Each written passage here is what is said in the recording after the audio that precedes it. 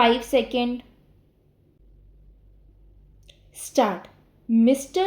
Vice Chairman, sir, I would like to make a mention of some of the problems of the workers in general and those of the scheduled castes and scheduled tribes in particular.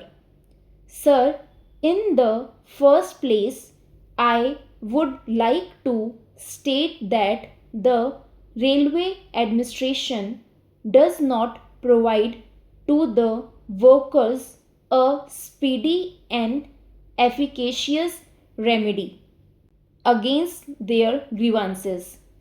If a worker is demoted, he has to go to the High Court after appealing to the executive authority. If a worker is superseded, he has to go to the executive authority in appeal and then to the High Court.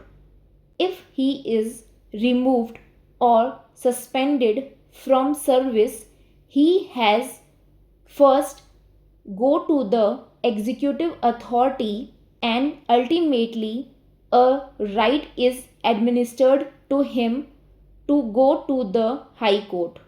The result is that if a worker is dismissed from service, even though his dismissal is not proper or wrongful, he will not get the relief unless he goes through this channel of appealing to the zonal authority, then to the labor board, and ultimately referring the matter to the High Court and lastly the Supreme Court. The result is that in a case where the judicial authority holds the termination illegal and improper, the railway authorities are required to pay back the entire wages. It is all right that we have removed and dismissed a large number of workers. I think they are in thousands. What is the outcome of this? The outcome would be that there will be a large number of cases in the high courts and the Supreme Court. Ultimately, it would be seen that even if 1/4 of the workers get the relief of reinstatement and back wages, the railway administration will be required to pay to the tune of crores of rupees by way of back wages, and therefore the time has come when we have to consider afresh as to how our industrial relations should be. Sir, my friend has very rightly pointed out that under the industrial law, a worker can certainly, after dismissal, go to the court immediately and get his case adjudicated. That forum is available and that remedy is available.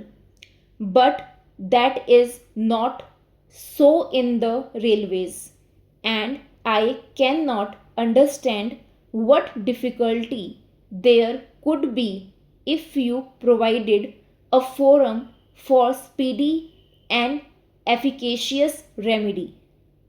Then the worker will also understand that his case is being judiciously scrutinized, and he will feel that he has no case and he will not proceed ahead.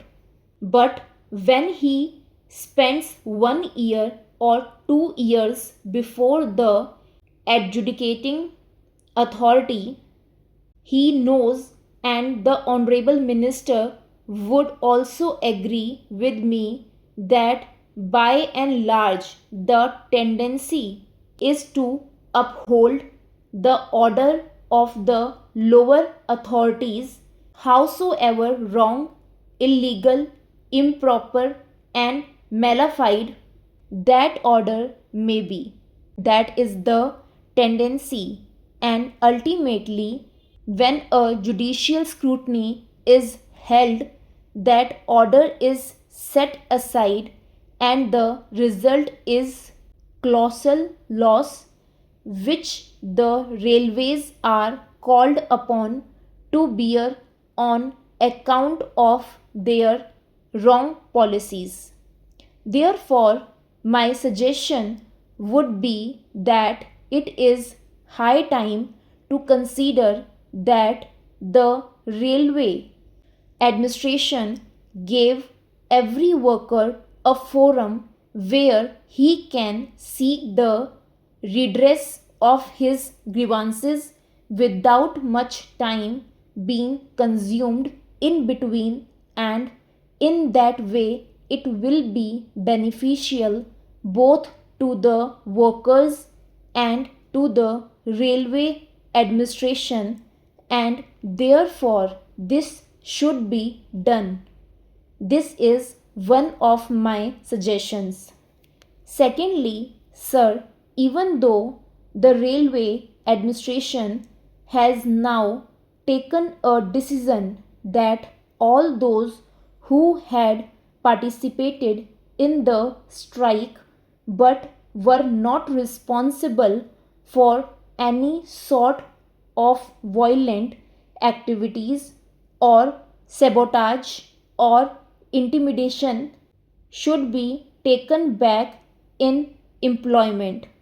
I can say without being contradicted now that there are today hundreds of workers who have been removed from work and there is no charge against them, and that they have not done anything that would amount to intimidation or anything that would amount to doing something violent or involving violent action, but still they have not been taken in employment.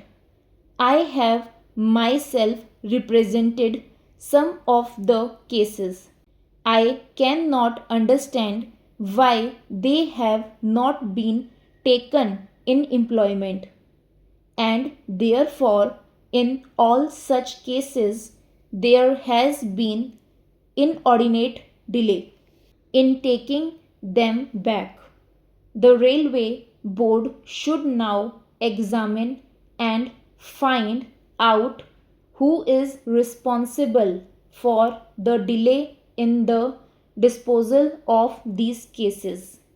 That is the responsibility of the railway board and of the general managers or the zonal managers or the divisional managers, whosoever were entrusted with the work of supervising the cases and taking appropriate action, and if they have committed lapses, they should be dealt with so that such a delay on the part of the railway administration would not be repeated. Then I may point out that in respect of the scheduled caste, there has been discrimination.